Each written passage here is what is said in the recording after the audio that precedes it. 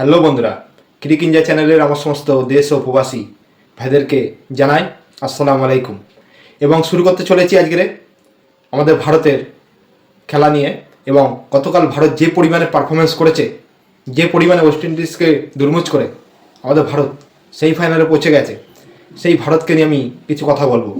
এবং আজকে আলোচনার মেন উদ্দেশ্য হচ্ছে ভারতের প্লেইং ইলেভেন নিয়ে। ভারতের প্লেইং ইলেভেনটা কেমন হতে চলেছে। তো বন্ধুরা, তার আগে বলে দিই, গতকাল ভারতের যে পারফরমেন্স ছিল সেই পারফরমেন্স একদম অথেন্টিক এবং খুব সুন্দর একটি পারফরমেন্স করেছে আমাদের ভারতীয় প্লেয়াররা। কিন্তু আজকের আমি যে বিষয়টা আলোচনা করব, আর মাত্র 72 ঘন্টা বাকি রয়েছে মহা ধামাকা শুরু হতে। বন্ধুরা, আপনারাও রেডি হয়ে যান। মুম্বাই ওয়াংখেড়ে স্টেডিয়াম, যে স্টেডিয়ামে আমাদের ভারত 2011 ওয়ার্ল্ড কাপের নায়ক হয়েছিল, সেই স্টেডিয়ামে শুরু হতে চলেছে ভারত এবং ইংল্যান্ডের মধ্যে যুদ্ধ।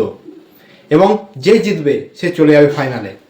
আর ওইদিকে নিউজিল্যান্ড এবং সাউথ আফ্রিকার ম্যাচ আছে, যে জিতবে তার সাথে টক্কর হবে। ভারত কি যেতে পারবে? হ্যাঁ, যেতে পারবে। কীভাবে যেতে পারবে? আমাদের ভারত প্লেইং ইলেভেন যা স্ট্রং আছে এখন, শুধুমাত্র অভিষেক শর্মার একটু মাঝে মাঝে খারাপ র্যাঙ্কিং চলে, কিন্তু আমাদের অভিষেক শর্মা যথেষ্ট ভালো প্লেয়ার। আশা করি ইংল্যান্ডের বিরুদ্ধে আমাদের অভিষেক শর্মা ওদেরকে দুর্মুচ করবে, ওদেরকে দমা সারবে। আর আমি চাই ওই দিনকে আমাদের ভারত 220 রান টার্গেট দিক। হ্যাঁ, একটু মার খেয়ে যাচ্ছে কোথায় জানেন? বোলিং লাইনে। কিন্তু পিচটাকে এমনভাবে তৈরি করা হয়েছে যে রান হবেই, কিছু করার নেই। কিন্তু মুম্বাই ওয়াংখেড়ে স্টেডিয়ামে সেখানে মাঠের রহস্যটা আলাদা, সেখানে রান করাটাও টাফ আছে। কিন্তু কি হতে চলেছে? তো বন্ধুরা, যাই হোক, আজকে আমি ভারতের প্লেইং ইলেভেনে আলোচনা করব।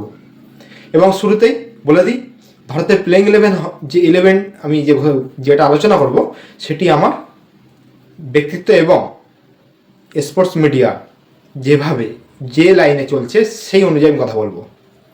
আরও ফাইনাল বলে দেবো আমি, নয় কাল নয় পরশু দিন তো 100% বলে দেবো সকালে। তো বন্ধুরা, যাই হোক, আজকের প্লেইং ইলেভেনটা আপনাদের সামনে আলোচনা করি। ভারতের সর্বপ্রথম 1 নম্বরে রয়েছে অভিষেক শর্মা। ওর কোনো বিকল্প নেই, ওকে সরাবে না, ও থাকবে ওখানে। এবং 2 নম্বরে আমাদের প্লেয়ার অফ দ্য ম্যাচ গতকাল কেটে সঞ্জু স্যামসন, তিনি থাকবেন। কেরালার ছেলে, তিনি থাকবেন সেখানে। এবং 3 নম্বরে থাকছে আমাদের ঈশান কিষান। আর 4 নম্বরে আমাদের সূর্যকুমার যাদব, ক্যাপ্টেন। 5 নম্বরে থাকছে হার্দিক পান্ডিয়া। এবং হার্দিক পান্ডিয়াটা ভালো হয়েছে, ও বলও করতে পারবে, ব্যাটও করতে পারবে এবং ফিল্ডিংও করতে পারবে। তাহলে কী হবে? ইংল্যান্ডের বিরুদ্ধে আমাদের একটি ভালো অলরাউন্ডার পাওয়া গেল। এবং তারপরে 6 নম্বরে চলে আসি, তিলক বর্মা থাকবে। তিনি অফ সুইংও বল করতে পারবে এবং খুব ভালো ব্যাটার। কালকেরে তার ব্যাট আপনারা বুঝতে পেরে গেছেন। বিগত 2টো ম্যাচ ওর পুরো রং চেঞ্জ হয়ে গেছে ওর খেলার। তার আগে খুব ফ্লপ খেলছিল। যাই হোক বন্ধুরা, 7 নম্বরে চলে আসি, শিবম দুবে ভাই। সে বলও করতে পারবে এবং ব্যাটও করতে পারবে। আর 8 নম্বরে রয়েছে আমাদের অক্ষর প্যাটেলকে চেঞ্জ হবে না, ওয়াশিংটন সুন্দরও আসবে না, যেমন আছে তেমন থাকবে। 9 নম্বরে থাকবে অর্শদীপ সিং। এবং 10 নম্বরে থাকবে বরুণ চক্রবর্তী। আর 11 নম্বরে থাকবে আমাদের বুমরা। এই হচ্ছে আমাদের প্লেইং ইলেভেন। তাহলে বাইরে রয়েছে কারা? রিঙ্কু সিং, ওয়াশিংটন সুন্দর, তারপরে রয়েছে আমাদের মোহাম্মদ সিরাজ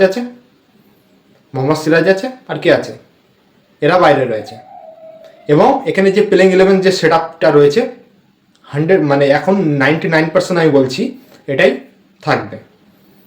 এইবার ইংল্যান্ডের বিরুদ্ধে আমাদের ভারতীয় প্লেয়াররা যদি ব্যাটে নামে, সর্বপ্রথম আমাদেরকে কি করা উচিত? 200-র উপরে রান টার্গেট। যদি 200-র উপরে রান যায় না মুম্বাই ওয়াংখেড়ে স্টেডিয়ামে, অনেক। তো বন্ধুরা, আপনাদের মতে কি মনে হয় এখানে যে ভারতের প্লেইং ইলেভেন কত পার্সেন্ট স্ট্রং আছে? আমার কাছে তো 99% আমি বলবো। আপনাদের কাছে কত পার্সেন্ট আছে মনে হয় সেটি অবশ্যই কমেন্ট করে জানাবেন। এবং আমাদের ভারত, আমরাই কাপ নেবো। দেখে নেন, আমরাই কাপ নেবো। 100% আমাদের ভারত জিতবে। তো বন্ধুরা, আজকে ভিডিওটি কেমন লাগলো? যদি ভালো লেগে থাকে আমার চ্যানেলকে অবশ্যই সাবস্ক্রাইব করবেন। হ্যাঁ, অবশ্যই সাবস্ক্রাইব করতে ভুলবেন না। এবং প্লেইং ইলেভেন নিয়ে আরও ফাইনাল ডিসকাস আমি করবো পরের দিন। ঠিক আছে বন্ধুরা, আজকে ভিডিওটি এত পর্যন্ত থাকলো। দেখা পরের ভিডিওতে। টাটা।